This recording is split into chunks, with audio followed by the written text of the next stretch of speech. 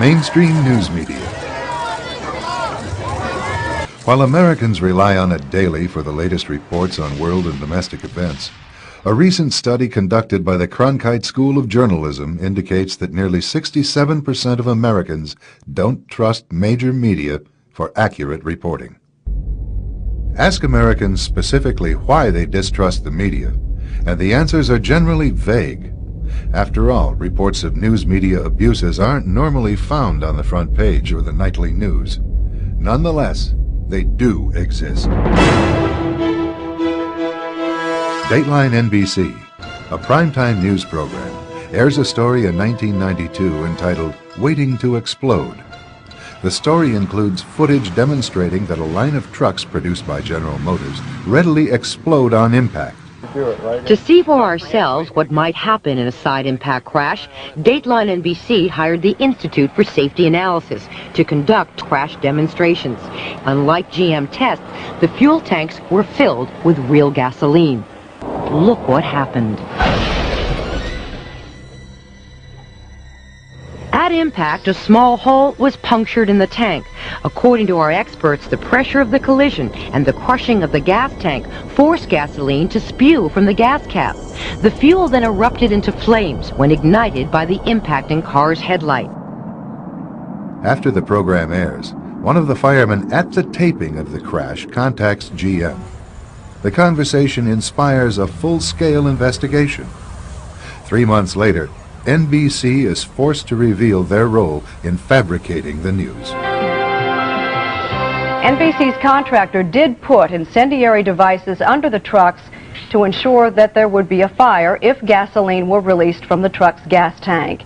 We said the crash, quote, forced gasoline to spew from the fuel cap, end quote.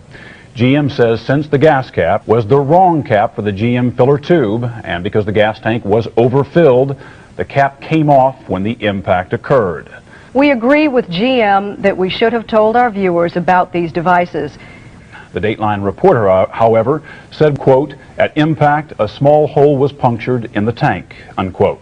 GM has now x-rayed that tank and found no hole. We acknowledge the placing of the incendiary devices under the truck was a bad idea from start to finish. That's our new policy, and we'll be right back.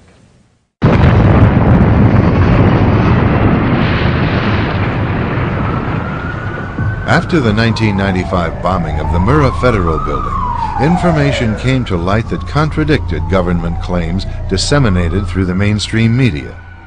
One source was Carol Howe, a government informant. She revealed that federal agencies had prior knowledge of the terrorist plot and were ignoring several figures linked to the bombing. Roger Charles is a retired Marine colonel and former correspondent at ABC News. His news team interviewed Howe and obtained confirmation of her testimony. So here we had confirmation from a government representative in Denver with the McVeigh Prosecution Task Force saying, your facts are accurate. So we think we've got a slam dunk story. It will be a piece of cake to get it on air now because we have confirmation from a government spokeswoman that our facts are true. The story was ready to air on ABC Evening News, but to Charles' surprise, the story never ran. A few minutes later, a phone rang. Tom Gerald from ABC 2020 was on the phone to Thrasher saying the story had been killed for the evening.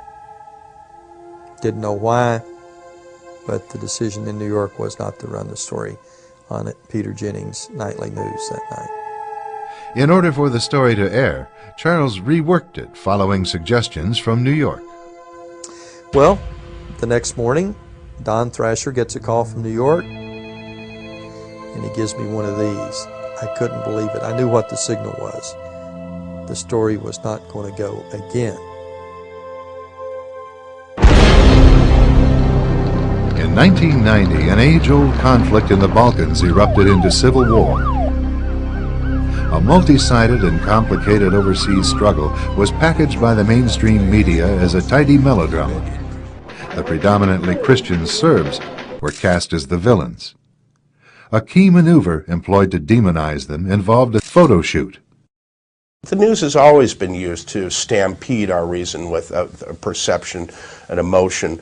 When you're talking about war, you get those heart-tugging appeals to pity in particular, and we've seen that again using images. Benjamin Works, president of the Strategic Issues Research Institute, is a military affairs analyst for Fox News and CNN. He recalls the emergency shelters set up by the Serbs to accommodate Bosnian refugees. I remember very vividly seeing tours by the camp commander showing the mess hall, showing food that, I wouldn't pay money for, but I'd gladly eat if it were free. And yet this was turned into a sensational story about concentration camps. And the propaganda twist on that came out of both the electronic media and the newspapers, and very glaring covers on Time magazine and such.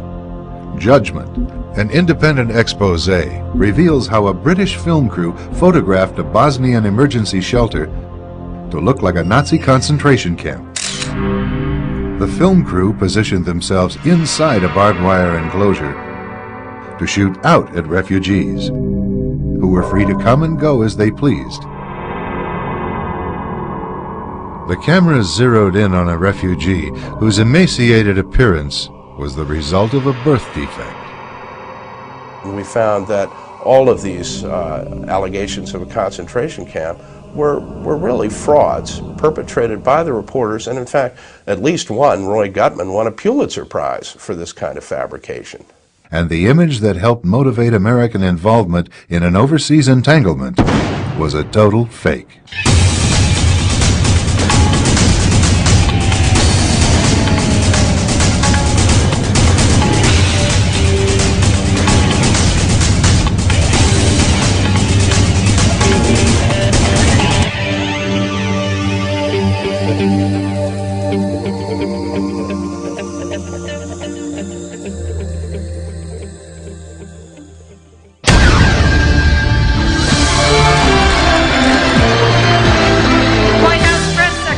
Joe Lockhart, Peter Mayer of CBS News, Steve Holland of Reuters, the incoming Vice President, Jay Leno, host of NBC's Tonight Show, Lori Santos of United Press International, Karin Jurgensen, editor of USA Today, Helen Thomas of UPI, Dean of the White House Press Corps.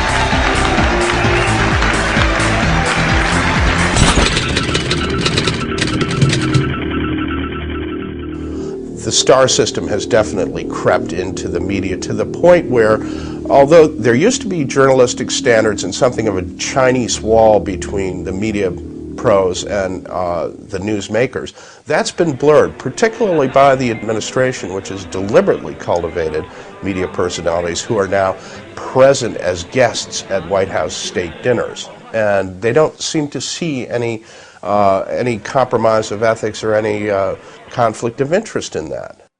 The executives, the editors in print media, the senior producers, executive producers in the visual media, these are the people that have the ideological bias, and what's probably almost as important, the personal friendships. They go to the same country clubs, they go to the same dinners, they socialize with a lot of the people that they cover. And yet this is where corruption sets into any system. When the censors and the monitors become friendly with the people they monitor, that's when standards fly out the window. Today, standards in mainstream news reporting have more to do with career enhancement than reporting the truth. Of course, to get ahead in a bureaucracy by giving the boss what he wants, that's how you get ahead. So again, that is indicative of why there's so much homogenization in the media. You know, if you wanted to look at a pyramid, in the first couple layers, the really eager, hard-working young journalists are out there trying to get the stories, trying to make a name so they can move up that pyramid. Well, the further they move up the pyramid, the more they realize that, the outlets really aren't interested in major news that rocks the boat. The boat Charles refers to belongs to those at the top of the pyramid, where the interests of the media outlets are quietly defined.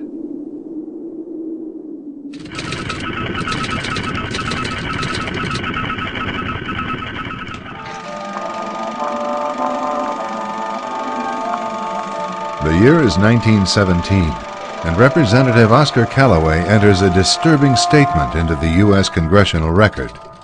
The statement reveals why J.P. Morgan interests hired 12 high-ranking news managers. The 12 were asked to determine the most influential newspapers in America. They were to figure out how many news organizations it would take to control generally the policy of the daily press of the United States. The 12 found it was only necessary to purchase the control of 25 of the greatest papers. An agreement was reached. The policy of the papers was bought, and an editor was placed at each paper to ensure that all published information was in keeping with the new policy. Soon, that policy would be defined by a front group formed by J.P. Morgan and his colleagues. In fact, Morgan's personal attorney was founding president of the organization, the Council on Foreign Relations.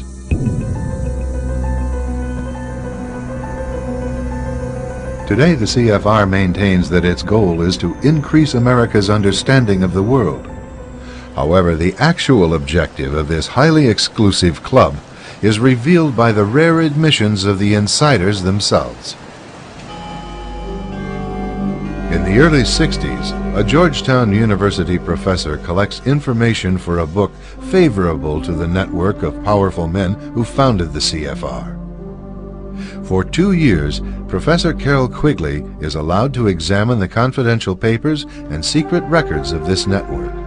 Quigley reveals that these men aim to create a world system of financial control in private hands, able to dominate the political system of each country and the economy of the world as a whole. In short, they seek total and quiet control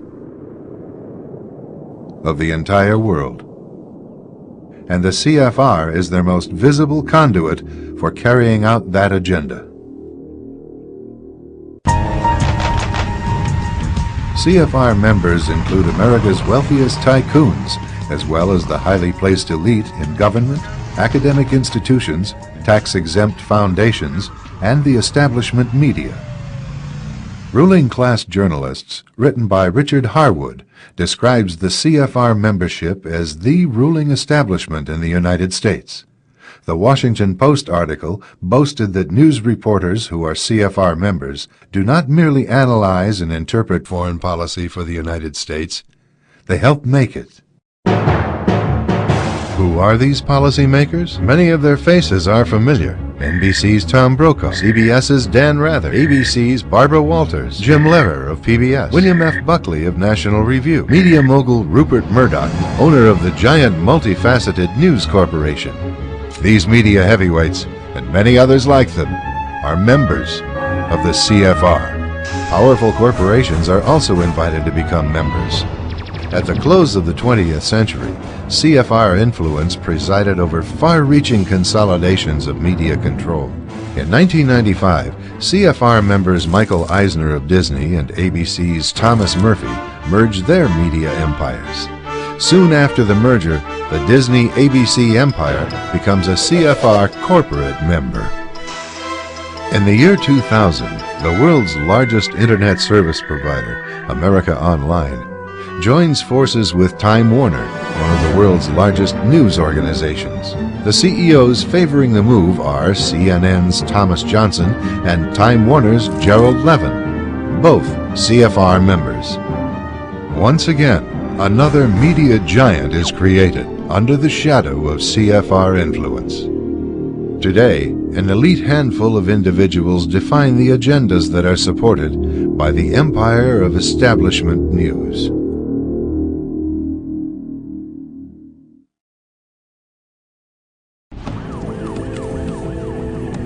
One of the CFR's strongest media allies is the New York Times. As a major outlet for the establishment viewpoint, the Times has achieved dominant influence over the reporting of national and international news. The Times is relied upon by many editors in the mainstream news media for direction on how to portray world events. In addition, The Times Wire Service retails the establishment line to subsidiary outlets such as broadcast news distributors and regional newspapers.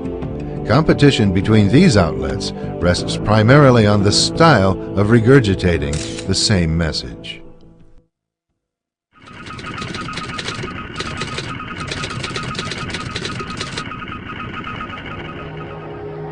In the early 1930s, Americans received much of their news about life in the Soviet Union from Walter Duranty, the New York Times man in Moscow. Duranty's articles filled the front pages with gripping stories from Mother Russia. During that period, Joseph Stalin was consolidating power over the captive nations that formed the Soviet Union. One step in that drive called for the forced relocation of millions of Ukrainians. Observing these events on the scene was British journalist Malcolm Muggeridge. He witnessed the loading of thousands of Ukrainians into boxcars. They were being deported to barren regions of the Soviet Union. This program of Stalin's alone accounted for more than 1 million deaths. This is the most terrible thing I've ever seen. Precisely because of the deliberation with which it was done, and the total absence of even any kind of sympathy. Duranty's articles in the New York Times sharply contradicted Muggeridge's reports. Duranty went out of his way to dismiss them as bunk or sheer absurdity. During the deliberate famine of 1932 to 1933, more than 7 million Ukrainians perished when Stalin seized their entire grain crop for export. Still in a March 1933 article, Duranty insisted there is no actual starvation or deaths from starvation, but there is widespread mortality from diseases due to malnutrition. That was when his reporting was particularly disgraceful, because he denied that there was any famine. And we used to wonder whether, in fact, the authorities hadn't got some kind of hold over him, because he so utterly played their game. But it didn't worry the New York Times, who featured his reports. Ultimately, the cover-up of Stalin's crimes helped the communist regime gain diplomatic recognition from the United States. William F. Jasper is a senior editor for the New American Magazine. The Soviet Union, like every communist country, was an economic basket case. It could not produce enough to survive. And so every communist socialist state has been dependent upon aid from the capitalist producing states. So Russia was desperate for our aid, both in terms of direct government aid, but also in terms of opening up the spigots for the private capital markets, particularly New York bankers and corporations, to move into Russia in a big way. In 1933, the Roosevelt administration invited a Soviet representative to Washington to negotiate terms of diplomatic recognition. For his news correspondence during the previous year, Duranty would receive the Pulitzer Prize. Another Times correspondent, Herbert Matthews, also covered for collectivism. During the so-called Spanish Civil War in the late 1930s, communists throughout Spain brutally massacred more than 6,000 priests, friars, and nuns. Matthews' dispatches, however, depicted the communists as idealistic Democrats seeking to liberate Spain from tyranny. No mention was made of the communist atrocities. Later, when the Times assigned Matthews to report on Cuba, he crafted an image of an obscure revolutionary as a romantic and idealistic hero, supported by thousands of Cubans. Matthews' stories set the stage for a campaign to bring Fidel Castro to power. As other observers noted, Castro got his job through the New York Times. Meanwhile, Matthews' reports assured Americans that Castro definitely was not a communist. After seizing power, Castro began eliminating all potential internal opposition. Firing squads operated day and night. Matthews' reaction to Castro's slaughtering was callous.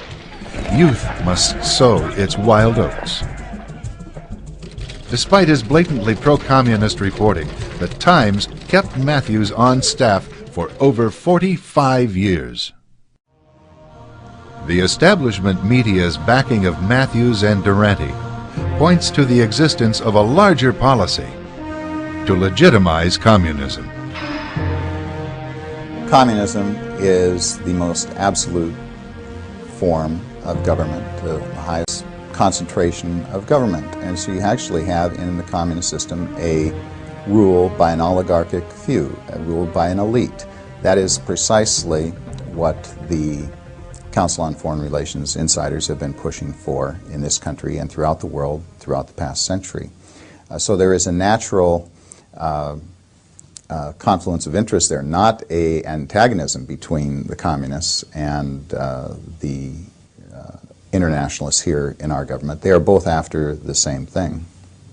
The elite, however, occasionally have a difficult time ruling themselves. At a 1991 closed-door meeting of fellow internationalists, billionaire and former CFR chairman David Rockefeller praised his media allies, but his confidence that his words would not leave the room was later broken. We are grateful to the Washington Post, the New York Times, Time Magazine, and other publications whose directors have attended our meetings and restricted their promises of discretion for almost 40 years. It would have been impossible for us to develop our plan for the world if we had been subject to the bright lights of publicity. But the world is now more sophisticated and prepared to march toward a world government. Redirecting the bright lights of publicity is not the media's only contribution towards such a plan. Up next, discover how support for world government is generated as we examine some of the biggest stories in recent decades. The disturbing truth begins behind the big news.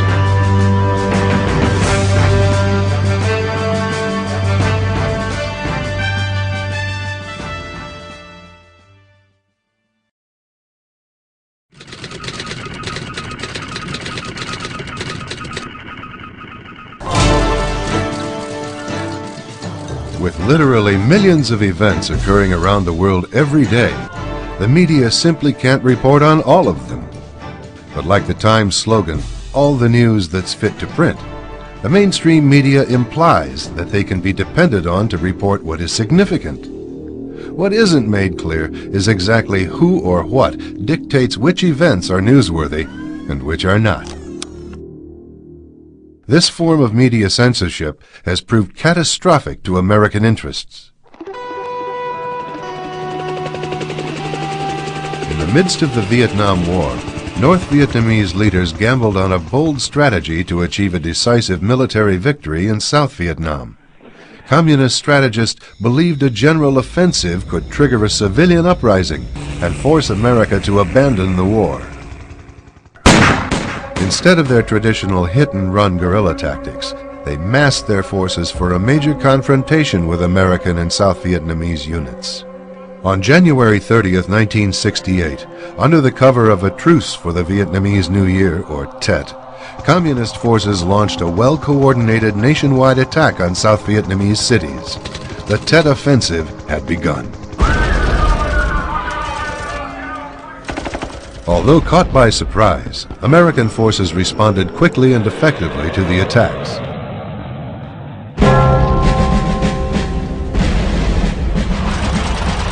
The main force Viet Cong were literally wiped out as a threat in South Vietnam. What was left of the communist forces from the north retreated across the borders. The Tet Offensive turned out to be a communist failure and a huge U.S. military victory. In America, however, media reports of the Tet Offensive communicated a much different message. The battle for Hue has taken an odd turn here. Americans were led to believe that the escalation in fighting proved that America, like the French, could not win in Vietnam.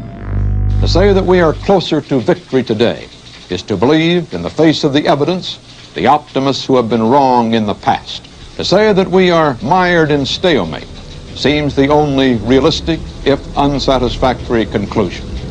But it is increasingly clear to this report that the only rational way out then will be to negotiate, not as victors, but as an honorable people who lived up to their pledge to defend democracy and did the best they could. This is Walter Cronkite. Good night. Even retired President Lyndon Johnson expressed anger over the misleading reports. Immediately, the voices just came out of the holes in the wall and said, let's get out. And that's what Ho Chi Minh had been trying to do all the time, was to win in Washington what he had won in Paris. To win in this country, in the homes of this country, what he could not win from the men out there that represented us. Communist leader and Viet Cong former Minister of Justice Trung Nhu Tang later confirmed the U.S. media's critical role in determining the outcome of the war. After the Tet Offensive, what we lost on the military front, we won on the diplomatic and psychological fronts.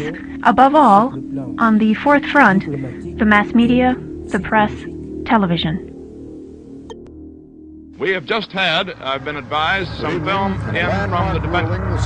First, we have sourced the meltdown. Even after 3 decades, the performance of the American press hasn't changed much. In 1998, America's attention was focused on scandal in the Oval Office.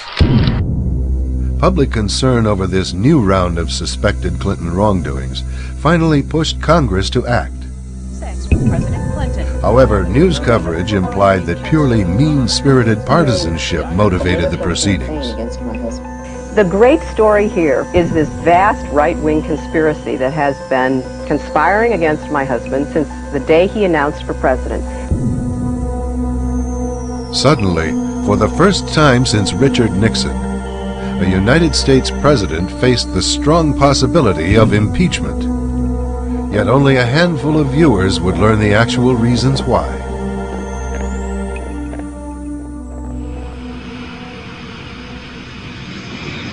Months before the Lewinsky scandal broke, Congress began investigating a scandal that had become known as Chinagate. Evidence suggested that the Clinton administration had compromised U.S. security in order to finance its re-election campaign. The Communist government of China was eager to acquire sensitive U.S. military technology and economic concessions. Through international money laundering, China funneled contributions into U.S. election campaigns and obtained privileged access to top U.S. officials. The communist money trail led all the way up to the Oval Office. If these facts were widely publicized, Clinton would face impeachment on grounds of bribery, and perhaps even treason. But the media misdirected public attention. Americans were told over and over again in 1,000 different ways that the only real complaints against Clinton were that he lied about sex. Yet more than a dozen of Clinton's appointees, business associates, and close friends were convicted of felonies since he assumed office in 1993. Many others implicated in the Chinagate scandal invoked the Fifth Amendment or fled the country altogether. William Norman Grigg is a senior editor for the New American magazine. If Bill Clinton had been forced out of office as a result of the Lewinsky scandal, the damage would have been limited to him. And he was disposable to that extent. But if there had been serious attention paid in Congress and by the public to the implications of the Chinagate bribery and treason scandal, there was a whole host of institutions vital to the power elite that would have been implicated. The media cover-up of Chinagate was not simply to protect Bill Clinton. It was to protect the larger agenda that Bill Clinton had facilitated. That was the transfer of enormous technology, critical military technology, to Communist China.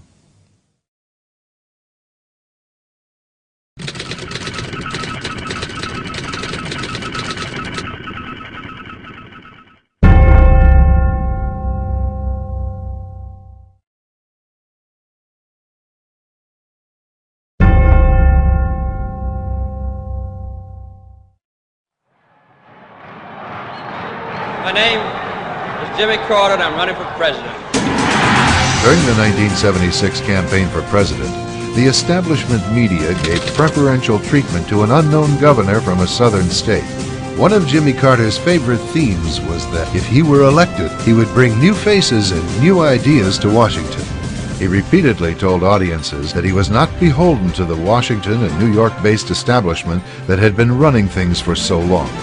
At a Boston rally, Carter said, "The people of this country know from bitter experience that we are not going to get these changes merely by shifting around the same group of insiders. The insiders have had their chance, and they have not delivered."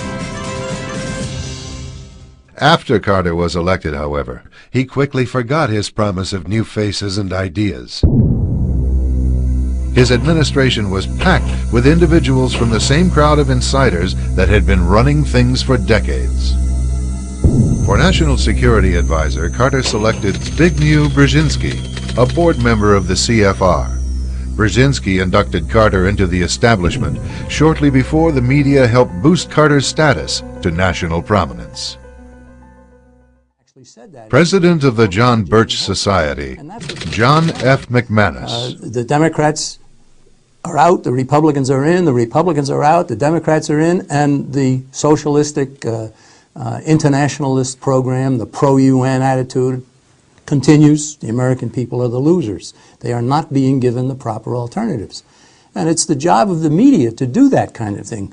We like to think, and people in the media like to think, that they're the ones that dig out the real issues and so forth. They don't.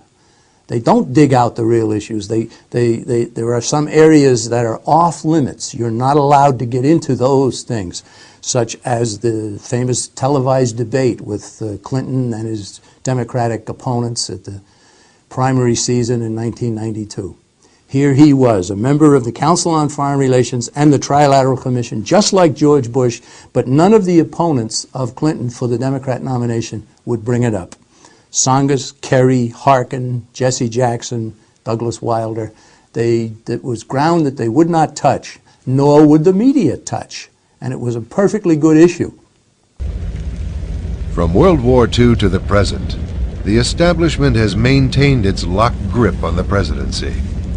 The subservient media keeps such information from becoming news.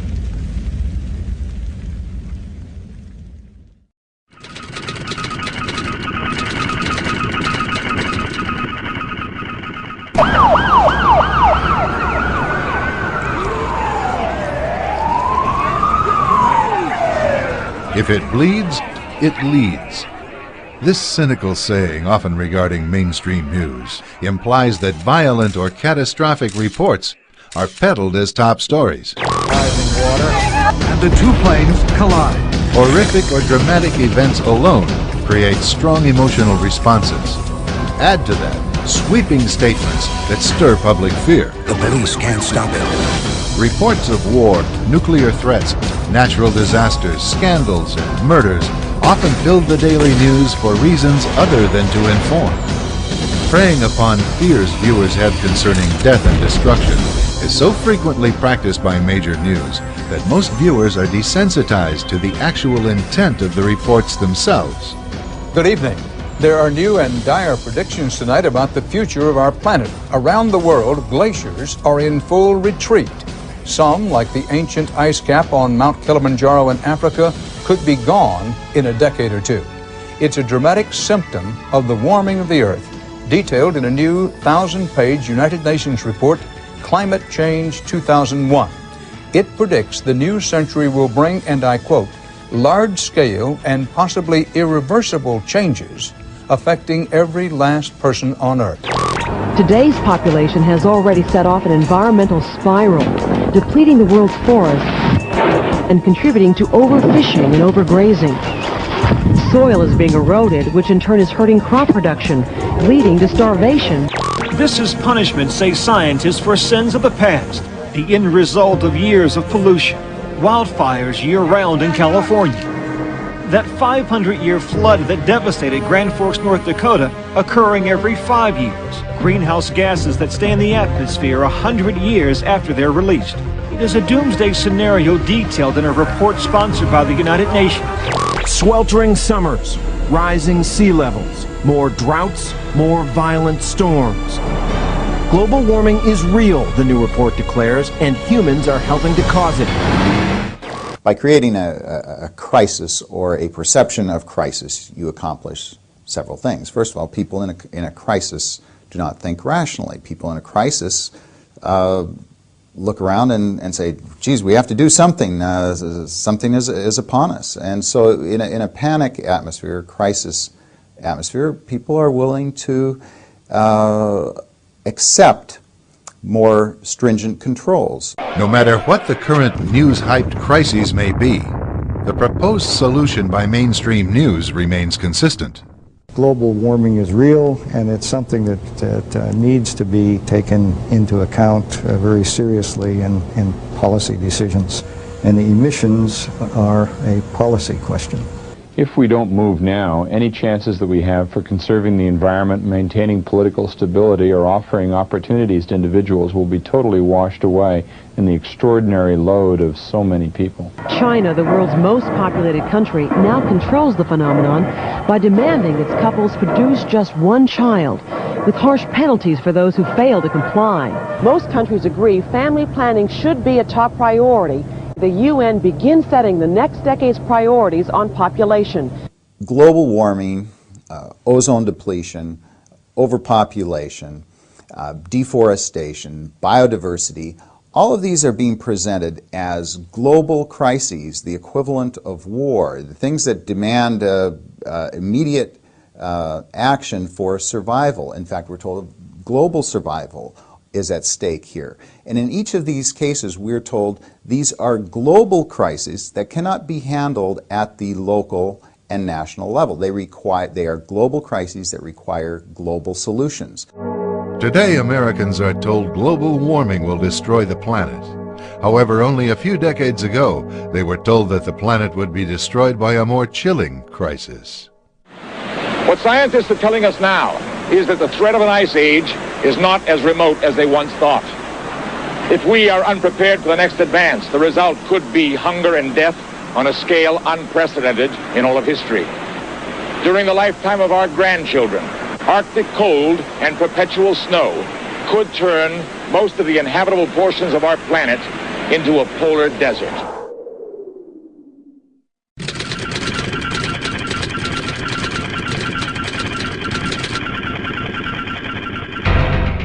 Just as global crises are trumpeted as reasons to centralize government power, the media also manipulates local events to serve that goal as well.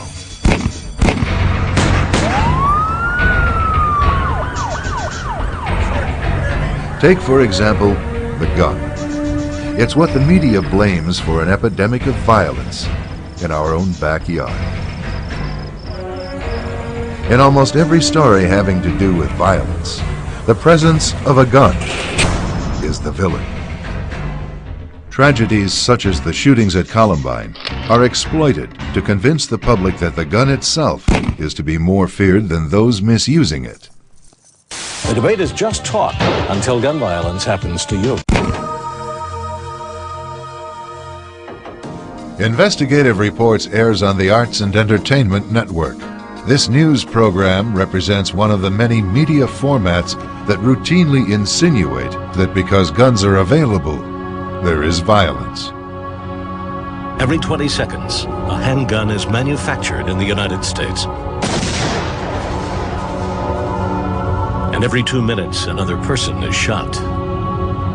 Leaving us all to ask, when will the bloodshed end? But the media does not blame gun manufacturers alone for the violence. All those who possess firearms must share in the guilt.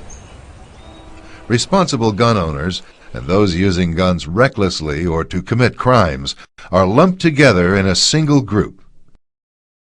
Notice how investigative reports edits footage together to insinuate that hunters are linked to urban street violence.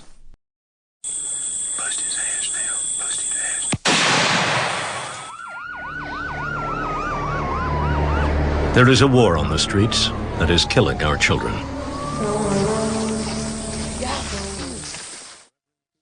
Ultimately, the media supports a revolutionary campaign to abolish the right to keep and bear arms. Further complicating the lives of police officers is a new issue: the arming of the general public.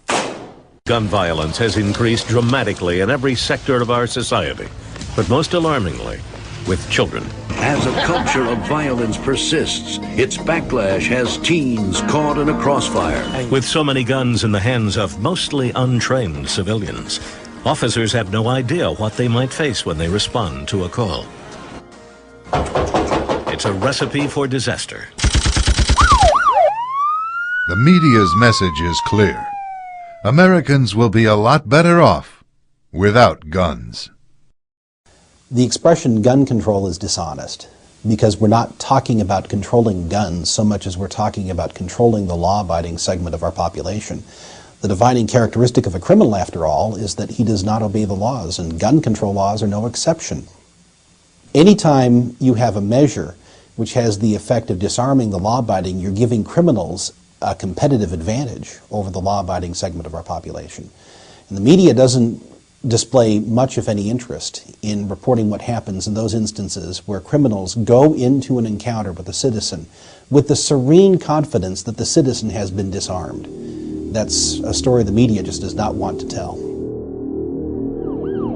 The mainstream media continues to portray the arrest of Rodney King as a gang of racist police beating a black victim. It began, as we remember, after white policemen were seen on videotape beating a black man named Rodney King. 4 white police officers in the beating of black motorist Rodney King. Captured by chance on home video, the arrest quickly became a national sensation. In the months that followed, the establishment media hyped this local event to the point that many Americans considered it to represent police behavior nationwide. This could be any one of 20 major cities or more in the country. It's a time bomb that's ticking under the foundations of America's major cities and under our country itself. To curb police brutality across the nation. The verdict of not guilty for King's arresting officers served as the match that lit the fuse.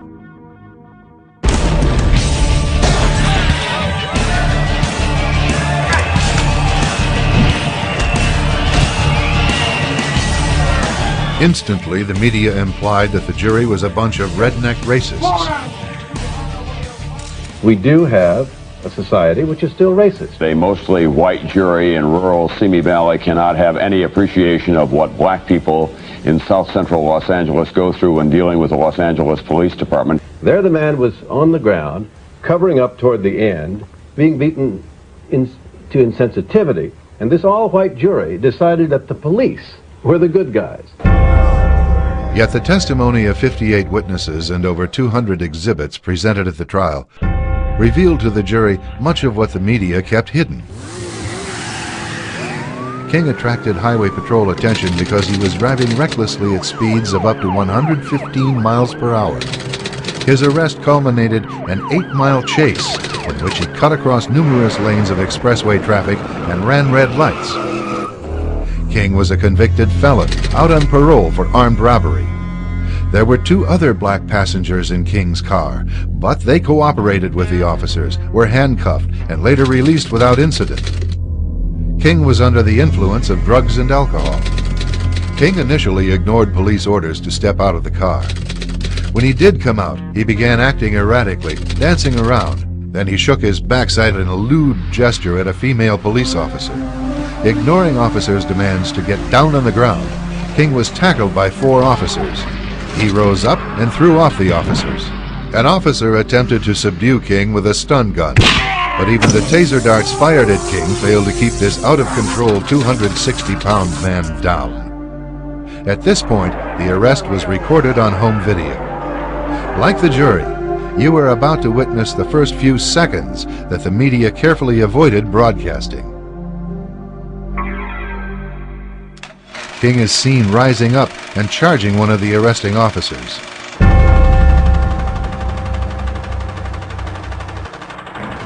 The response of the officers is history. Although people may look at the same evidence and disagree with the verdict, the fact remains: the media withheld critical information from the American people in order to make the facts fit the story it wanted to tell. The story implies that local law enforcement is a failed institution and that radical changes are needed. There's certainly nothing new about the drive to federalize control of local police. This is something that goes back decades. The major media have succeeded to a shocking extent in creating an impression for the general public that local police are not to be supported, not to be trusted, they are to be feared. And that, on the other hand, we can trust implicitly in the federal law enforcement agencies who will come into our communities and protect us against the local police. Local police exist to protect the rights and the liberties and the property of the law-abiding, and they are accountable to the communities that they serve. National police, on the other hand, would exist to protect the interests of the state and the political elite that controls the state.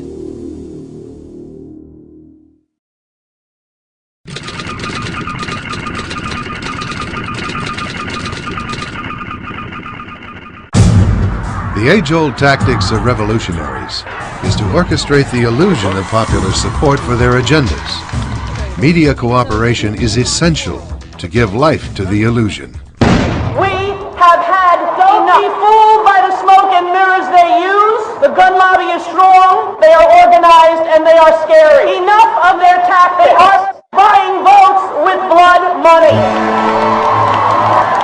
Marketed as the Million Mom March, a publicity stunt created by gun disarmament advocates takes shape at the nation's capital. Women and their families will push for gun safety in what they call the Million Mom March. Weeks before the march actually took place, the media reports served as invitations for support and participation in the anti-gun agenda. Dan, this Mom's March is going to bring enormous pressure on Congress. Now to the emotional issue of gun control in the United States. The nation's capital is preparing for a demonstration against gun violence. Organizing the ostensibly spontaneous march was Donna Dees Thomas's. Americans were told that Dees Thomas's was a mere suburban housewife and political novice who was shocked into action after watching the televised aftermath of a shooting at a daycare center. This portrayal of her background was repeated uniformly throughout the establishment media. Women to watch: a suburban mother whose life has been changed by the gun debate, how she became a political activist, where that's led. That's a surprise to her friends and even to her. Here's NBC's Lisa Myers. Donna Dees Thomas is a suburban mom, too busy with her 2 daughters and a part-time job to pay much attention to politics. Describes herself as apathetic.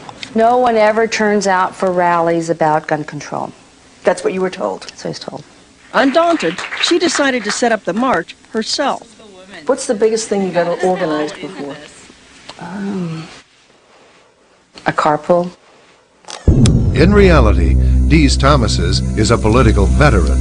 A former congressional staffer and publicist for the CBS News, she is a shrewd, well-connected player for the media elite.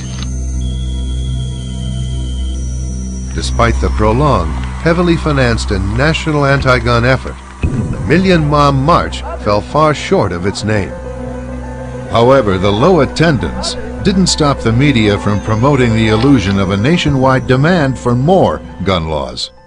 The media are trying to create the illusion that there is this massive outpouring of public support for disarming civilians in this country in the name of public safety, but this is an illusion. It's a carefully cultivated illusion, and it's intended to advance an agenda supported and promoted by the elite that controls the media, and that elite is trying to create a world government.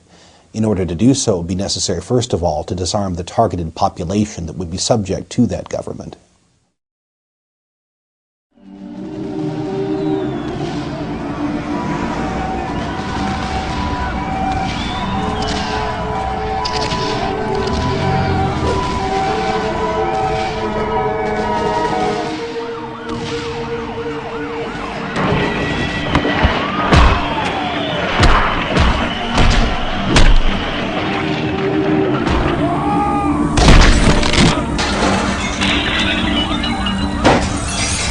street demonstrators turned the area of the World Trade Organization conference into a war zone.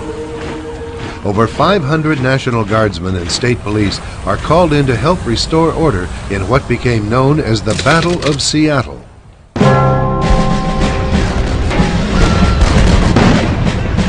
The major media focused on the chaos and the mob's demands. Let them go! Yet they carefully avoided raising the issue as to how the groups on the street were organized and funded, or whether their leaders might have a hidden agenda. Instead, the media portrays such demonstrations as natural outpourings of genuine grassroots concern. We're just normal people who are tired of the exploitation of multinational corporations. Again, for those who orchestrate these events, it's the illusion that counts. The familiar media melodrama of the anti-globalization movement that we have seen in Seattle and some of the other protest venues is really a classic example of bracketing an issue with false alternatives, because we're told that these are people who oppose the global agenda. After all, they're called anti-globalization activists. Well, what is it that they oppose? They don't oppose global government. They believe that there is too much free market capitalism in the world, and that government at a global level has to be more assertive in imposing controls over the free exchange of goods and services. But you see that both of these sides are really calling for empowering the United Nations. The media further stage manages the illusion of conflict by promoting those designated as the official opposition. I'm going to focus on what the other side says and then what you say back. The media-appointed spokesperson for the anti-WTO forces is Lori Wallach. She heads up Global Trade Watch. Ignored by the media is the fact that Wallach's organization receives funding from the Ford Foundation, which is closely tied to the CFR. The friendly relationship between Wallach and the CFR agenda was made clear in Foreign Policy magazine, a major conduit for CFR thinking. This issue signals media leaders that Lori Wallach should be represented as an expert on trade issues. By ensuring that only false opposition is offered to its revolutionary agenda, the CFR internationalists can't lose.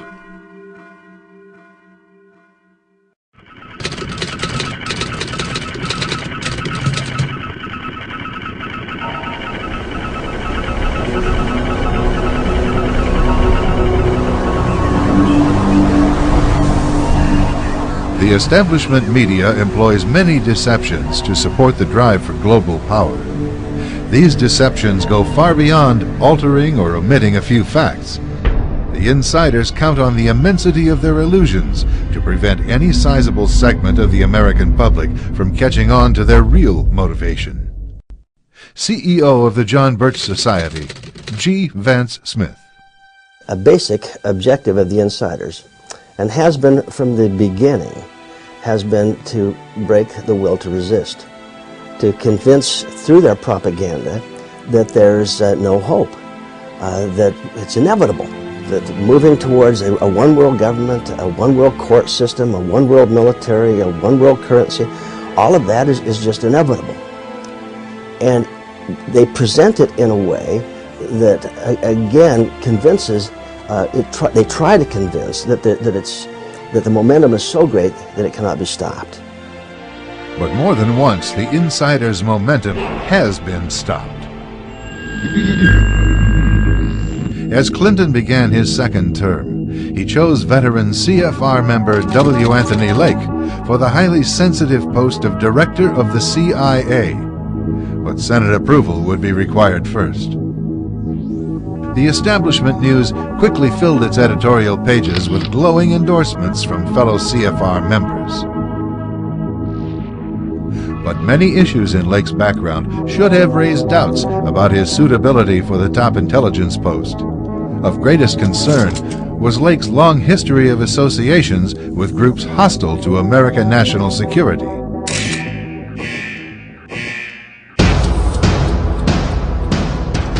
A group of political watchdogs supplied key senators with documentation and the New American magazine helped mobilize public pressure for a thorough investigation. Embarrassed by the challenge to its leadership, the establishment media attempted to smear the organization, leading the demand for the investigation. Lake is a victim of the far right, the New York Times charged. In an error-ridden article in the New American, a John Birch periodical, William F. Jasper dissected Mr. Lake's resume and found a pattern of anti-Americanism. He referred to my article as an error-ridden article, yet he cited not one error in the whole article, and it was clearly calculated to be a major defense and promo piece for Anthony Lake. Despite strong media support for his nomination, Lake withdrew rather than subject himself to serious Senate scrutiny. Victories such as Lake's withdrawal are but part of the solution for reversing the establishment's momentum. To escape ongoing media deceptions, the public must first have a source of regular, reliable information. Many concerned Americans look to the New American. The magazine has a reputation for calling the shots years and sometimes decades ahead of mainstream media. Case in point, author William F. Jasper examines Osama bin Laden 3 years before the attack on the Pentagon and the World Trade Center. Jasper's report exposes the cover-up that prevents America from winning the war on terrorism. The New American reveals how Washington policymakers had earlier helped build Saddam Hussein's war machine and are using the monster they created as a pretext to build UN power. Newsweek covered some of this ground, although not until 10 years later. To know what's going on isn't going to help a darn bit unless we do something with what we know. And again, an individual, even well-informed, can't stop this thing by themselves. So the purpose of our educational efforts is to get thousands and tens of thousands of individuals informed so that they can link arms and they can collectively have a voice that will resonate even as great as the billions of dollars resonate through the media.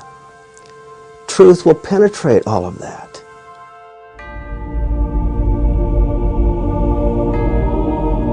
Truth. It's the foundation upon which freedom is built. And it's one of the strongest weapons against the revolutionary agenda behind the big news.